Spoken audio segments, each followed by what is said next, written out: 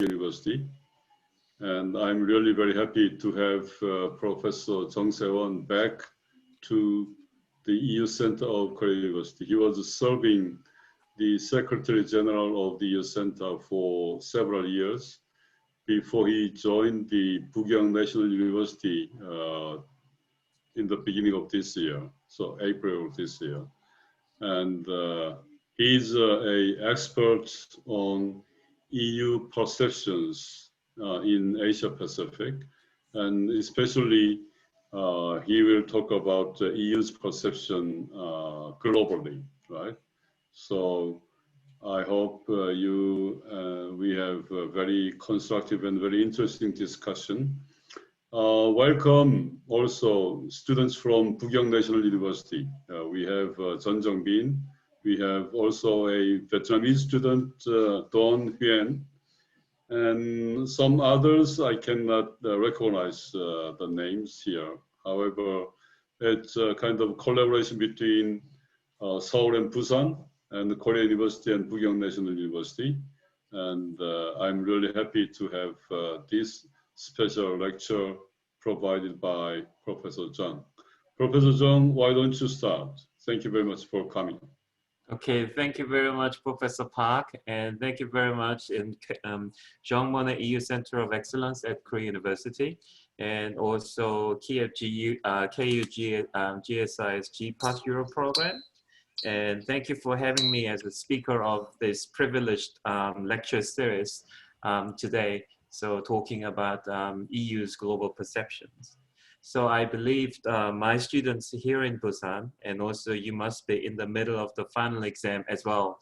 I think it's very not easy time of the participation. And also I would like to deliver some my heartfelt words of the gratitudes of the spending your time in here to take my lecture. So today, the theme of today's lecture is EU's global perception. So the Leonardo da Vinci said, all our knowledge has its origins in our perceptions. So perception sometimes is invisible, but it is important because they determine what we do, what we say. So, and also some American political counselors said the perceptions is reality. And also American philosopher William James emphasized that the thoughts become perceptions, perceptions become reality. So likewise, we as a human being, so the nation states or the state actors pay their attention to measure the perceptions of the others. So the United States used the Pew Research Institute to measure their perceptions and understandings about the United States, and to build up the strategy for their diplomatic actions. So likewise, the European Union and also European Commission pay significant attention to measure their perceptions from other international partners.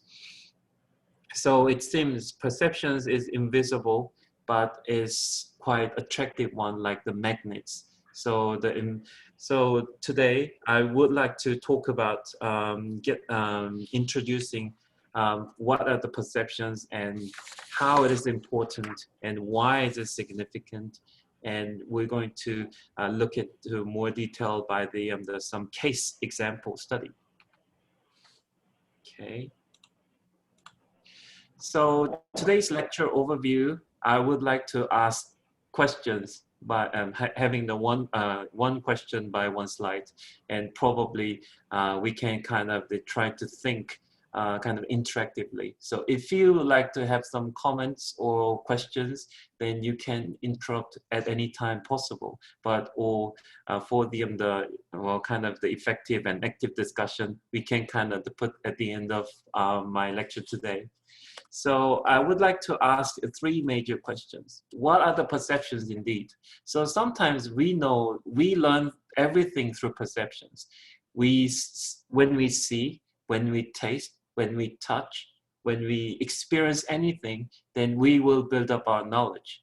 So throughout the perceiving something, then we can build up our knowledge and we can build up our understandings.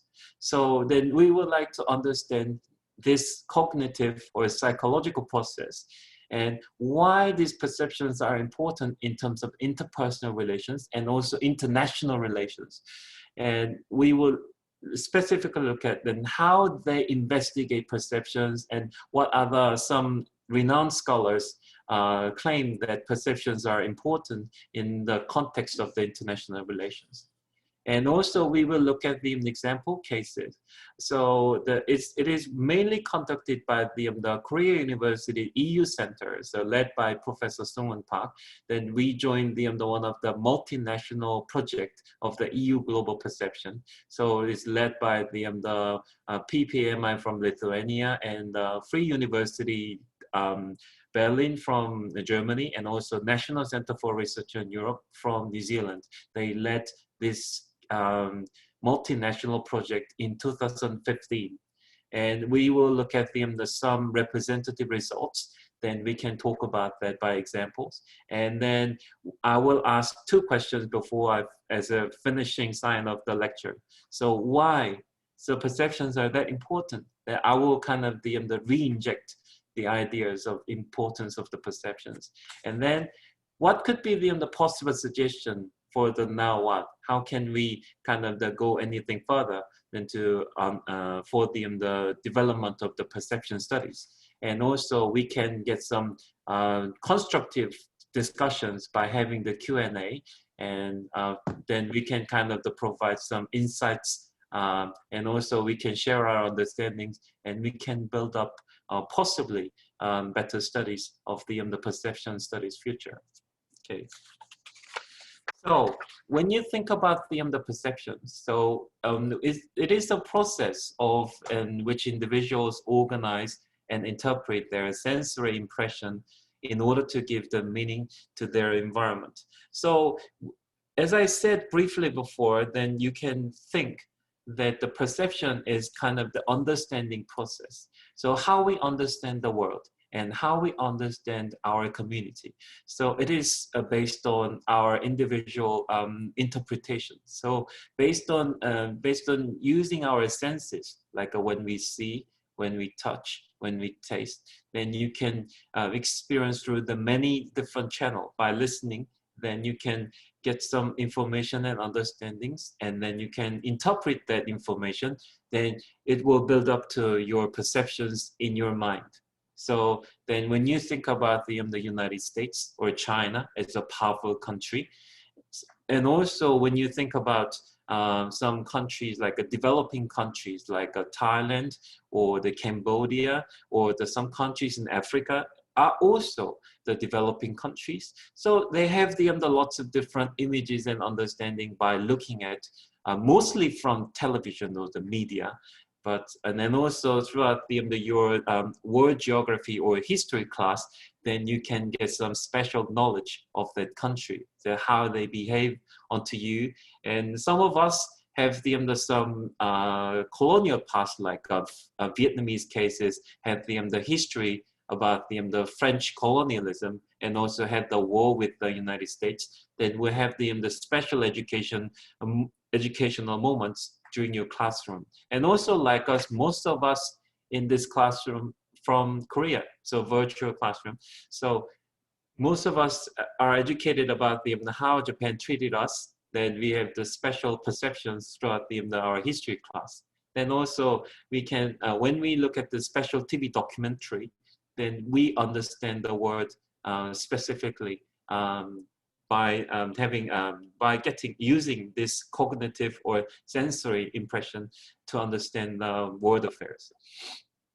So the perceptions is a dynamic psychological process responsible for attending organization sensory data. So like based on your experience, I can tell you. So perception is the starting point of the perception is understanding and experience. So when you experience something, then for example, for some of you might have been visited to the Europe as the kind of the travel destination, and the country you did or bachelor's or the master's, then you have the other special experience in Europe. So then this kind of the perception can be built up through the dynamic psychological process.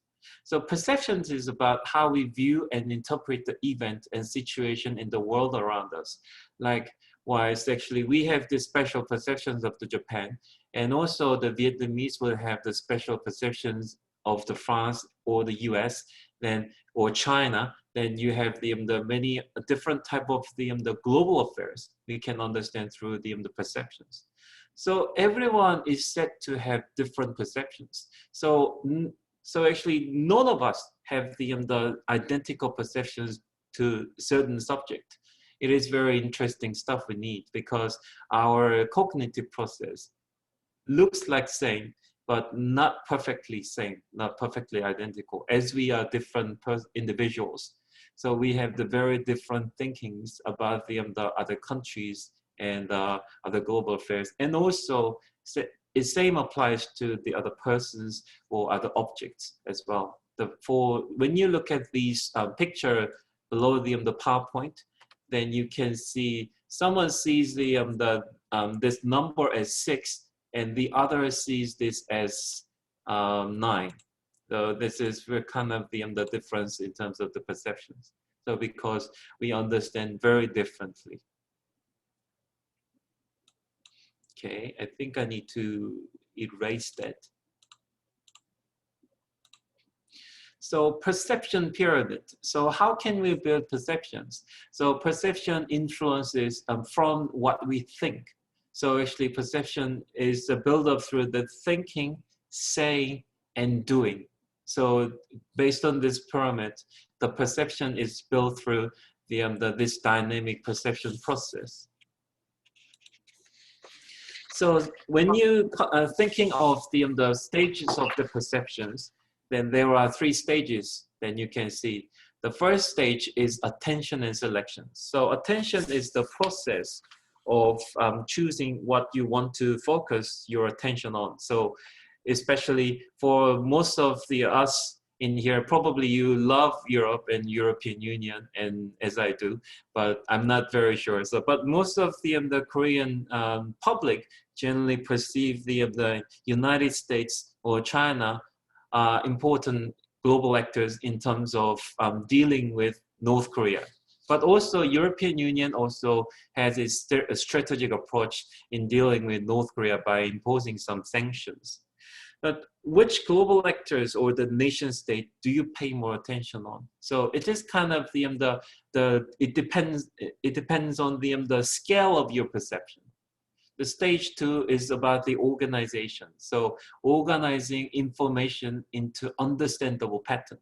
So we cannot, even though we try to kind of learn through the Europe and European Union many years, and I really like the Europe and try to learn about the Europe, same for everybody. You have the special agent and special object you pay more attention to, but you have to get some more information, and you need to organize into the kind of the understandable chunk.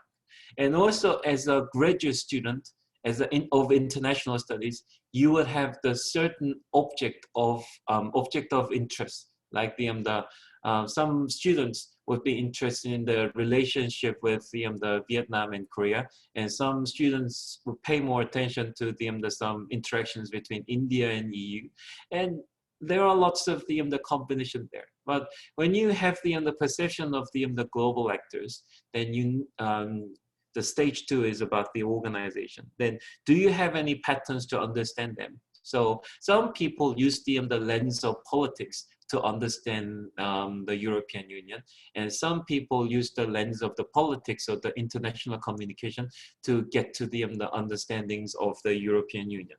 So, and it is kind of the meaning attachment and trying to find out seeking additional information, and also converting information into something very convenient format of understandings and remembering process. And they will internally make them understandable and efficient patterns.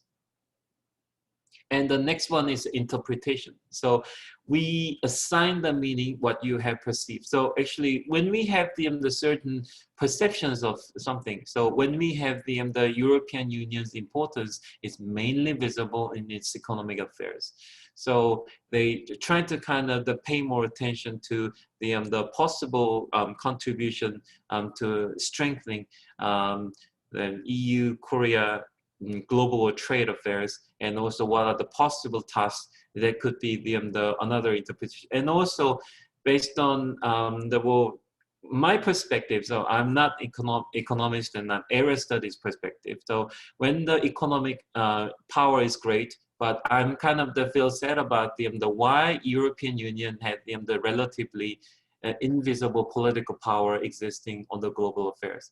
But European Union attempts to show its global influences upon the world, but kind of not visible. What is the problem? So I try to find out the interpretation is because of the lack of communication with the other global partners. So this is kind of the stages of the perceptions. So how we understand the European Union. So, and when we move on to question of why, so our perceptions, it serves as a lens. So when we wear the eyeglasses, then we can adjust our sights so to see something better and to use it better.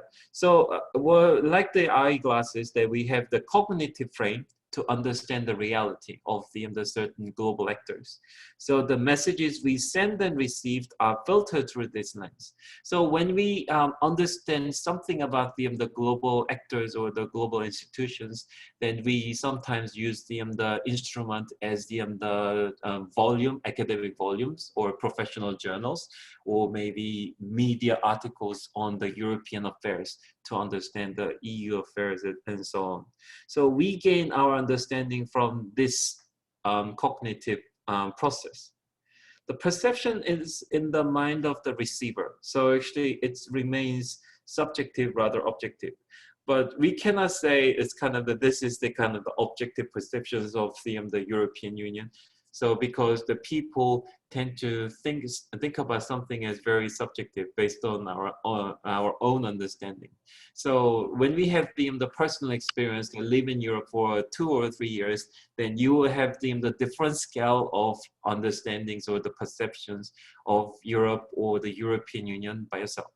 So perception is a certain objective. It kind of reflects in very different formats, like yield various results, mind, and also it is very kind of the very fluid concept. So how you perceive the situation may be very different from than your best friend. So when you think about something like the image you remember in the previous slides, then somebody sees the number as a 6, the other sees as the number as 9. So they have very kind of the different picturesque perception scans. So in international relations, the perception is important. So they want to say. So the renowned scholar like the Jervis or the Herman, so then announced the theory of the images and perception theory. So it argues that there are 3 cores of aspect in relation is understood. So because the international relations also is the interaction between the groups of people. So groups of people have the different perceptions. So these perception process can build up the momentous events in doing establishing some events on the global affairs. So there are 3 core aspects we can think. The first one is the interdependence of the goals. So it means when we have the common goal, they try to kind of do more cooperations, like when we have the economic and trade partner build up, like for South Korea, and they want to have the more partner with the global market, like the United States or China or the European Union. And this is we can kind of understand the first element is the interdependence of the goals, and relative power and relative status. So actually, when we compare country A to country B, and which country has the stronger power, they will have the kind of the different understanding toward each other. So which combine to motivate the constructions of the image that facilitate action. So based on the which partner, which international counterpart you deal with, then these actions will be different. So actually this kind of the why the certain country shows the certain actions throughout the lens of perceptions we can understand. This kind of the main claim of the perceptions theory. So perceptions are useful, even though some people think it's not realistic, somebody said, but it is quite useful for making strategic decisions of global actors. So images and perceptions are important because they are served to justify the nation's desired reactions or treatment toward another nation. So this, the Herman's theory has the kind of the background of the Cold War period. So during the Cold War, the work of these kind of the nation states or institutions were called propaganda or psychological affairs. But today, their works are also called as the image making or perception management. So they trying to have the better perception, to have the used as a leverage, so to have the favorable reactions towards something. So it is as kind of the same action but different namings, they say. With the development of the technology, internet and social media, nations who control these means are more successful in creation of the positive image. That is kind of called the digital public diplomacy. So they use the kind of the strategy to amplify the positive image of the recipient countries.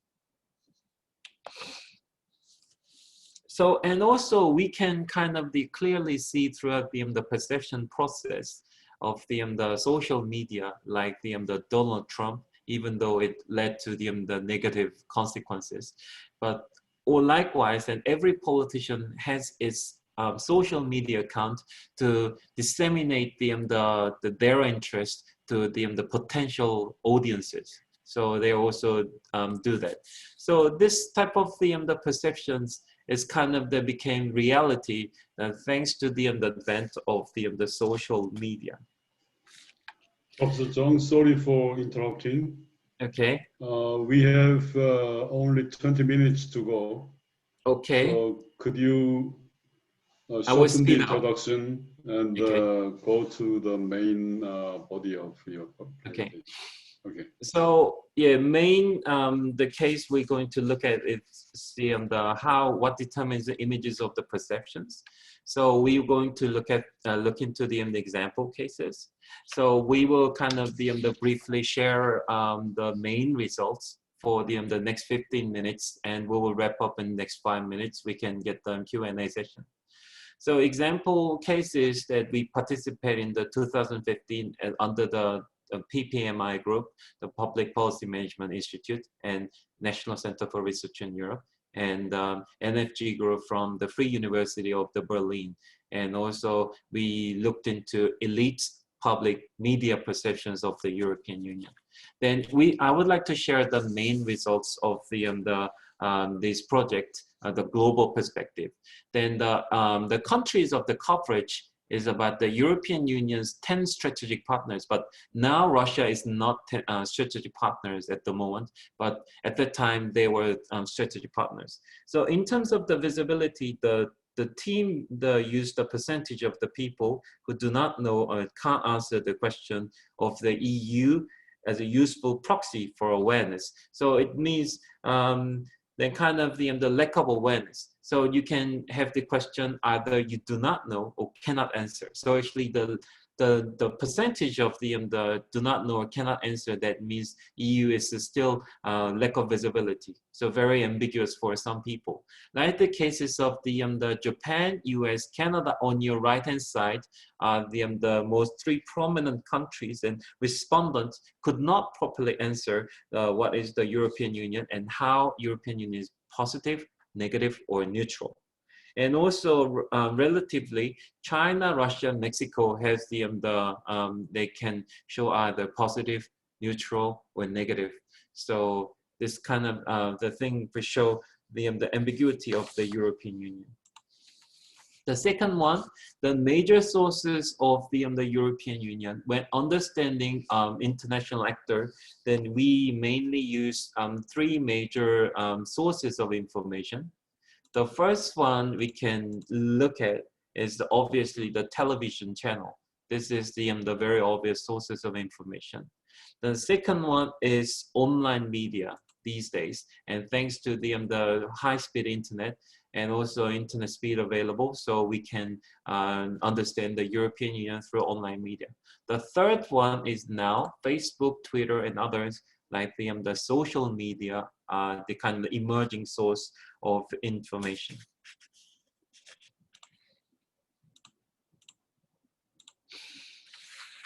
So when we move on to the visible themes of the European Union, then we can clearly see that the economy is the main theme of interest.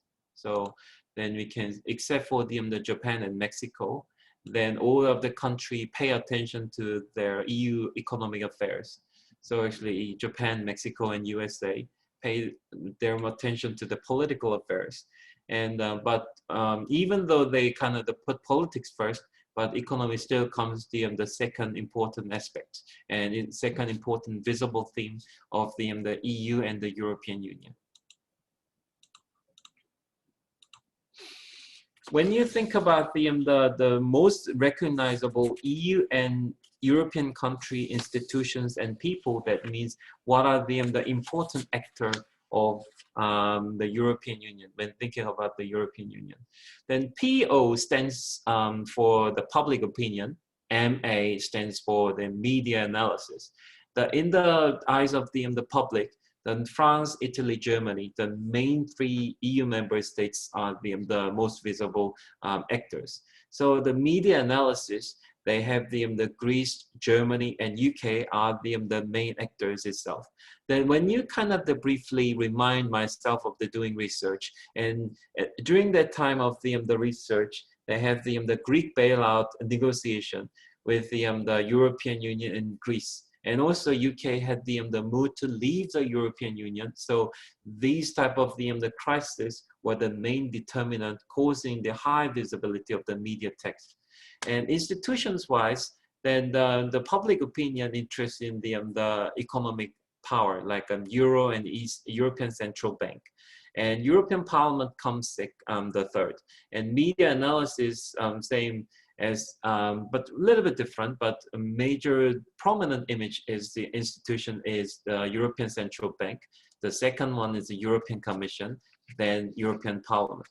And people in cases of the media analysis, that is kind of, they have a parallel image between media people and media country in the media analysis. The Tsipras comes the first, and the Merkel comes to second, and the UK comes to third.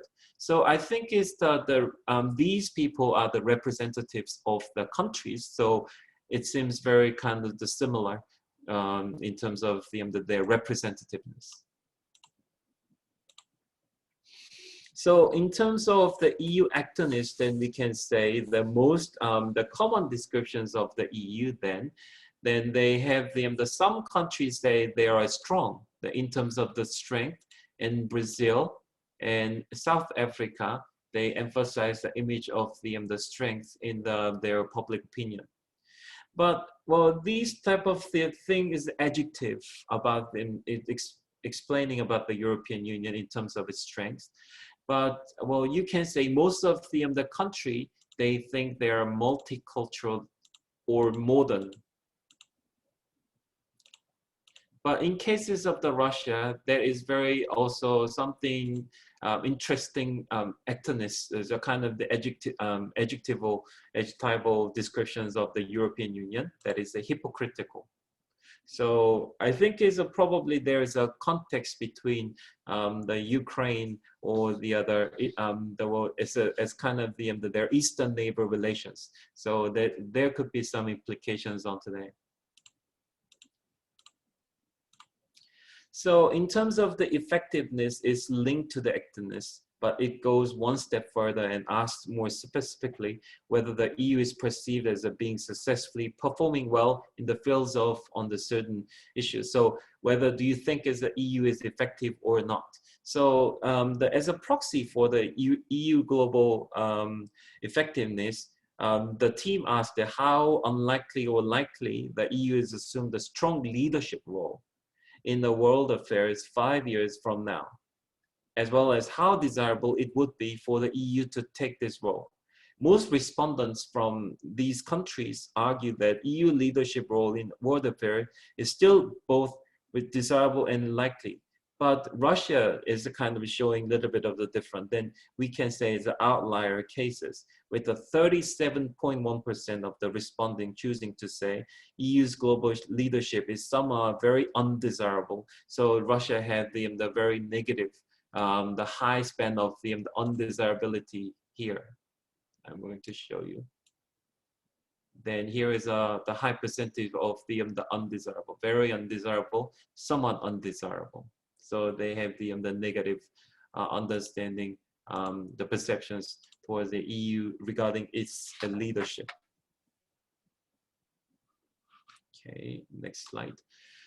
So when you think about the EU's explanatory variables of the global perceptions, it's the kind of the thinking of, then the major, the kind of the explanatory value, then we can find out the cases of gender. In case of the woman, they tend to have the negative perceptions, like the cases of Mexico or the South Africa. And also in cases of the EU relationship-wise, women tend to have the negative responses.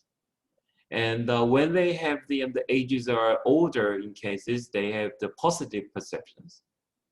And when they have the certain contact, like the visits or the study in Europe, then you can have positive perceptions towards the European Union. And when you have insufficient information throughout the media and also the study, then they tend to have more positive perceptions towards the European Union. And also the income-wise, when they have the higher income, they tend to have positive EU perceptions. And the level of education also applicable in case of the higher education in the case. And the word, I think it's a higher level of education closely related with the contact with Europe in cases. And some of the elites, they study in Europe, European countries like France, UK or Germany or some other European countries. So this probably there are kind of slight linkages, but at the kind of the results of the public opinion, we cannot still find. Working status wise, actually, when they are employed, I think is also very related with the level of education, the high possibility, or maybe have the contact of the Europe. They have the more income, then have a high possibility of the contact with Europe. I think even though these explanatory variables, they're somewhat unrelated, but most of the things are very related. So based on the experience, then one important statement in here. So when you have the experience in Europe or European Union, they tend to have the positive attitudes. That was our team's finding in 2015. So let's close having the two questions in our mind. So images and perception management are becoming very important tasks of global actors and institutions in terms of strategic importance in public diplomacy. So they, in order to kind of the strengthening their public diplomacy, they are kind of appealing with their general public or potential audiences by having the superb image. That when you look into the EU delegation to South Korea Facebook page, they kind of they're using their human rights promotion and ends with the violation with the female violence, and also then they kind of emphasize the climate change and environmental supporter. They kind of project their image of based on their strength. This kind of building up their good images itself. Internet and social media are becoming more effective tool in creating positive or favorable image of the certain nations like European Union. When nations can control these ideas, then their results will be more successful. But I think it's this type of the thing we call strategy in building up the online public diplomacy using the Facebook or YouTube. Then they can have the more impressive cases. And I think I was quite impressed about the following EU delegation to Vietnam. They have the good Facebook, decent Facebook page. They promote the strength of the EVFTA they recently done, and also they emphasize having the education in Europe. They kind of promoting education in Europe is really kind of prestigious experience for the potential audiences of the social media. So role of the public perceptions will gain greater importance. So once they have the successful social media strategy, then they will deliver the message straight to the general public over there. So it means they will have likely to have the positive or the supportive stance towards the European Union. For establishing positive and image perceptions, the European Union needs to pay more attention for having more active interaction with other international actors. Also, the EU effectively approach global citizens directly by devising effective social media strategies. And I think why I'm doing the perception study over the last maybe 13 years since my postgraduate years. So my impression about the European Union, then I think European Union consistently revised its external policies and diplomatic strategies from its global perceptions. So they kind of pay more attention and support the financial support, but still not enough in our perspective. And also European Union should measure what are the strengths and weaknesses or maybe expectation from the global perceptions. What are the potential challenges in light of the global perception, in light of the disruptions? So I think the Professor Park is also doing with the University of Canterbury of the another prestigious Jean Monnet network and researching on the expectations of the European Union. I think this is very meaningful project. I'm looking forward to looking at the results in 2 or 3 years possible. And the European Union should strengthen its global strategies by closely approaching the global counterparts like the elites, media, and public. And also they can kind of allocate more funds for having the more active public diplomacy activities. So, and also they need to tailor to local conditions. I think the European Union delegation to Vietnam is kind of the very successful and remarkable cases, increasing the importance of the e-diplomacy in the period of the COVID-19 era. So I think this is also very useful indeed. The European Union should proactively react global challenges in order to be prominent position of the global governance. But I think European Union proactively does something, but it's not visible. So how can we raise the visibility?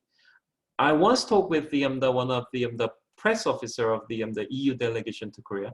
They want to increase the visibility, but the public don't pay more attention to the European Union affairs or the actions. So what I think is that they need to devise some kind of what they want. Well, I think is the expectation project can build set the bridge between these gaps. So the designing specific consistent evaluation tools is very efficient and important, I think. So I think that's all I have, and thank you very much for your attentions. Questions are welcome. Then I have 2 questions in advance. So, okay, how can I do, Professor Park?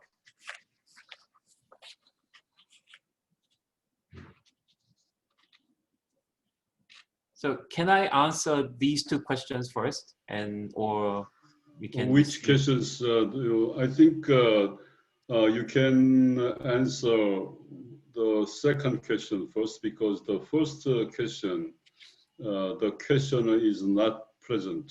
I have checked it, and he's not there. So why don't you answer the second question?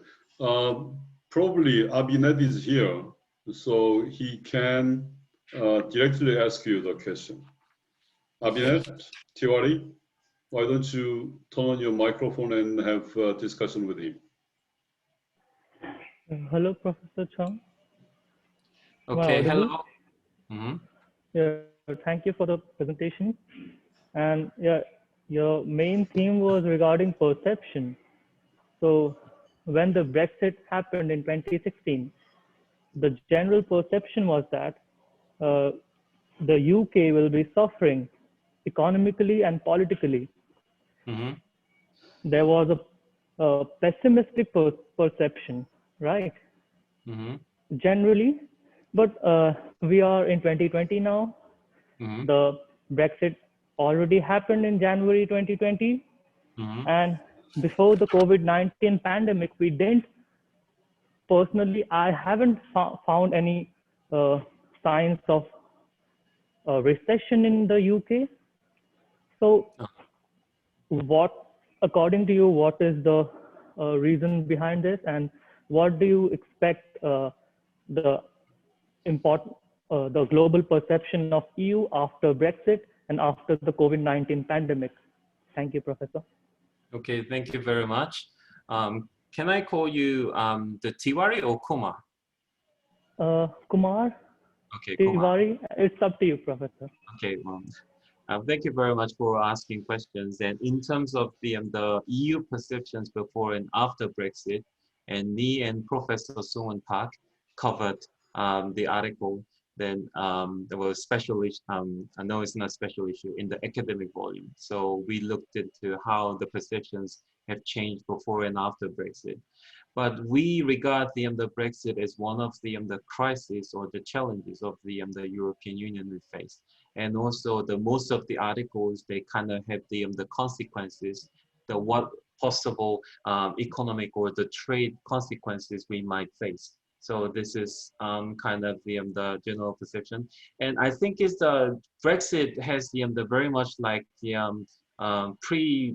I think it's very much like how can we say, it's very much like they deliver the news in advance. So like the 2015 they showed a sign, and 16 they had the referendum, and 20 finally left. So actually during the long time, and I think one of the scholars I had the discussion with regarding this. So the South Koreans, they tend to look into the European Union from UK.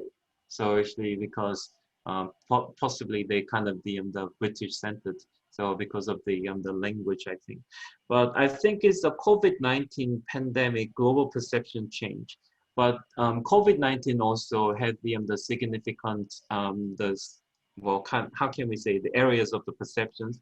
So after that, but I think it is becoming the main issue in 2020 now, but Korea is no exception. So, and also like the elsewhere, the global actors perceive the EU.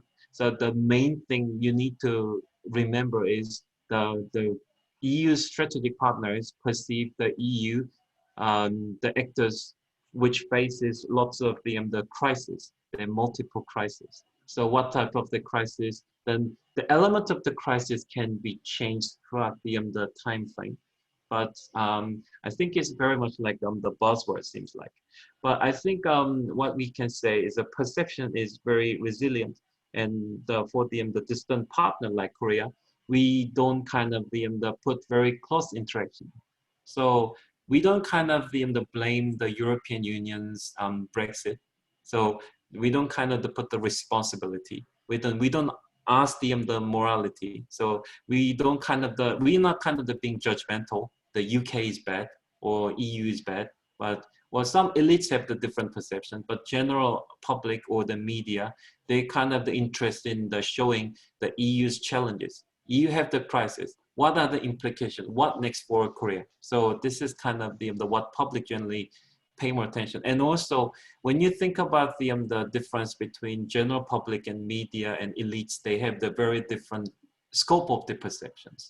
So the elites will have the more understandings based on their studies, experience, and lots of the things. But the media have the very different. And also the public, they generally don't pay more attention to the global affairs. And also in thinking of the UK's image making is also another issue for the UK itself. But I think it would be very interesting to look at how the images of the UK itself, then we certainly be able to find out that the UK's perspective. But I think it's due to the limitations of our study scope, research project scope, then we could not find that significantly. And thank you for your question, but it's really kind of the intriguing and provoking lots of thinkings. Okay, thank you. What I think is that time is too short to make an accurate judgment about the perception changes. Right? So probably we have to wait a few years to be able to make a more accurate judgment how the perceptions about the UK and EU changed after Brexit and of course after the COVID-19. Right? So we should have some long breathing time and a long time span to be able to answer the question. So any other students who would like to have a discussion with Professor Chung, asking questions or giving comments? We have several students from Pukyung National University, right?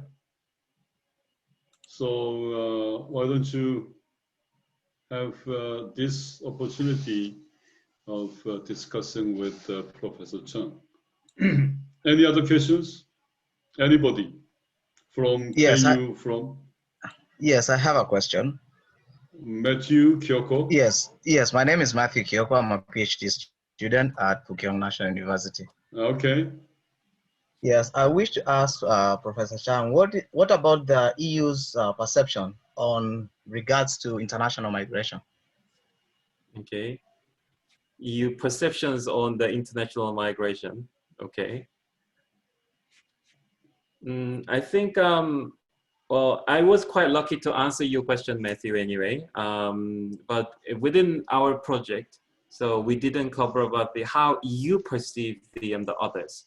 So actually, this is the project of how others perceive the European Union. But when I look into the future paper, paper about the strategic paper from online consultation, so they said what are the most significant challenges the European Union faces. That the 40% of the respondents said the international migration is a significant issue. But I think is at the time, one thing I can clearly say that based on this result, so the European Union, the EU citizens might think the international migration issue is very, well, kind of the critical within their minds. So thank you, Matthew, for asking that question. Okay. Thank you for your response. Okay. So any others? Please use this as an opportunity to have discussion with prominent Professor Chung Sae Won. No questions at all? So can I ask? Can I answer that whether he's not here at the moment? But I think I would like to ask Professor Park as well. So, what are the EU's economic and strategic interests in South Korea? I think this question must go to you. No, it's your time, not my time. Okay. In my understanding, as far as I look into briefly look into EU-Korea relations, so obviously they have the economic and trade is bigger interest, of course. Having the FTA was their main task, and also they announced in the EU delegation to South Korea, probably announced that it's a kind of success case and model case, and also this is kind of the good replication with the other Asian partners. And also business-wise, actually, the European Union had the collaboration to have the EU Gateway Korea to promote the EU business in Korea. So this is kind of the economic and business visible interest. In terms of the strategic interest, I saw that they claim that the EU and South Korea, they have the commitment to the democracy, human rights, and the rules of law, and market economies and values and the dreams. They're kind of sharing the dreams together. So this is kind of the common value. And also strategic interest lies in the climate change as a partner of the decreasing the carbon dioxide emission, so CO2 emission. And also the security-wise, they pay some interest towards the North Korea. But even though you maybe remember or not, the EU was also the supporter of the KEDO project, but it's terminated now. But I think it's nowadays when I look into EU-related article in terms of the security, they kind of put the parallels with the security toward Iran. So actually, the EU has the nuclear weapon negotiation with Iran. And also this kind of the thing is kind of the replication seen into the North Korea. And also European Union and United Nations, with the United Nations, impose the sanctions. And also they do the common sanction. And also EU imposed the autonomous sanctions towards the North Korea to promote the global peace. So I think it's their kind of the strategic interest shown into the crisis management agreement, free trade agreement, and also framework agreement. The three very important agreements then can be the good signals of their strategic interest. Okay, well that's my answer, Professor Park. Thank you. Right, it happened to be that. Tomorrow I have a class for the DIS, Division of International Studies, and the topic of tomorrow's session is the Korea-EU relations, so that those who are interested in knowing about Korea-EU relations, please contact my assistant, Sang Eun-young. She has my paper, which is quite recently published in the Oxford Encyclopedia of Politics, and the title is The European Union and Korea. And when we look at the bilateral Korea-EU relations, we have to say that in the beginning, the relationship was quite calm because the European Union did not think Korea as a suitable partner, because Korea was war devastated during the Korean War, 1950 to 1953. And the official diplomatic relations between the two, EU and Korea, I mean, not the EU member states, but EU and Korea, as official diplomatic relations have started in 1963 only. So that from 1945 to 1963, there was no official relationship. It was quite unofficial. And until mid-1980s, we had to kind of establish the bilateral relationship, because the official relations have started in 1963, and we had a number of signals, conflicting signals. There were a number of positive signals, but also negative signals in the bilateral relations. So that until the 1980s, we had to overcome certain complexities, because the signals were not into one direction. But from the early 1990s, we have gained we have intensified policy attention paid to Korea by the European Union, because the European Union was released by its release from its preoccupation with its own integration projects, and Korea gained increasingly strategic value because Korea was developing its economy, number one. Number two, Korea was also able to democratize, right? You have seen the democratization process in Korea throughout the 1980s until the beginning of 1990s. So with these two things happening, the European Union started paying attention to Korea. Of course, EU paid attention to Asia in general. However, Korea was receiving a lot spotlight from the EU policy circles. And that is why the European Union has issued, for the first time, a very serious strategic paper about Korea in 1993, followed by a few other concept papers published and issued by the European Commission. In 1994, they have issued the New Asia Strategy, 1995, concept paper about Japan and China. Of course, after that, the EU was paying more and more attention to China, issuing a series of strategy papers about China. And Korea and Japan were left behind in the attention paid by the European Union. However, when it comes to quite recent years, 2010 or so, Korea regains the interest from the European Union.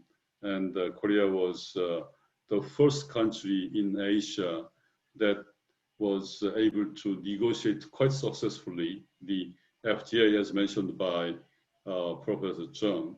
So we have had quite ups and downs in bilateral relations.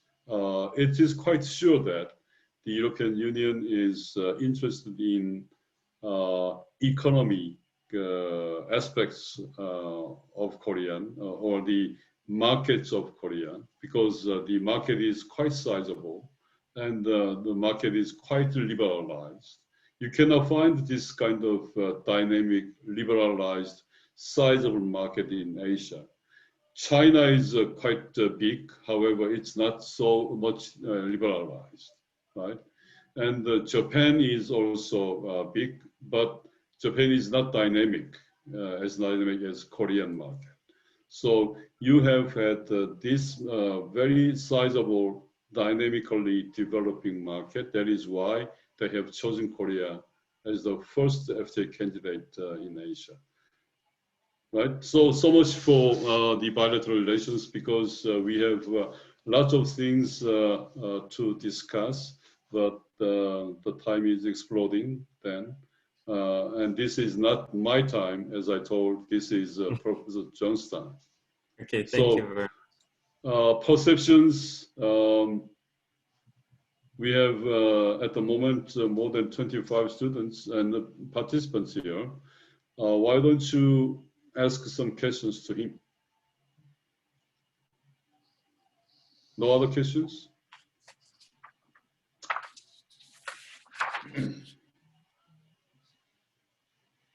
Okay, if you do not have any further questions, then let's release Professor Chung. Professor Chung, as I mentioned in the beginning, was for 4 years the Secretary General of the EU Centre. And he was scouted by Pukyung National University April this year. And it was really very, very nice to see him develop his career in this way. And he will be able to produce more and more impactful papers. So whenever we have opportunities, we like to invite him. And this was a really very opportune time that we have 2 universities represented here. Some students from Pukyung National University joined the event organized by Korea University. And Professor Chung, when you organize something, then our students can also participate in this kind of webinar. Thank you very much for your contribution. Final words are yours. Okay. Thank you very much, everyone. And I really miss the sometimes I teach when I teach the Korea University of Graduate School of International Studies, and I also give some lectures on EU politics, international relations, and society and culture. And well, it was really kind of the enjoyable moment and to practice my lecture and also growth as a kind of the early stage scholar.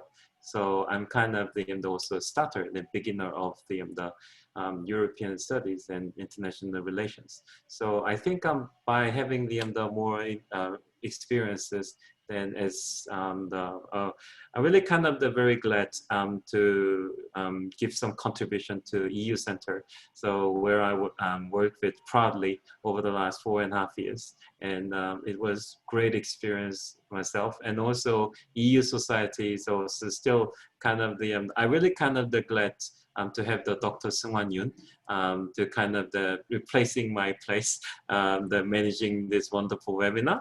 And also the EU Centre is kind of working well. I think we're supposed to visit the Germany and many other European countries on schedule, but unfortunately COVID-19 blocked us many international travels. So very pity, but hopefully when we have the more chances, we can meet somewhere in the world and also somewhere in Korea.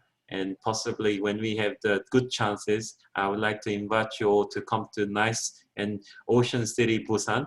Then you can enjoy this wonderful scenery places to everybody. And thank you very much. I'm really glad to give some little contribution to your lecture series.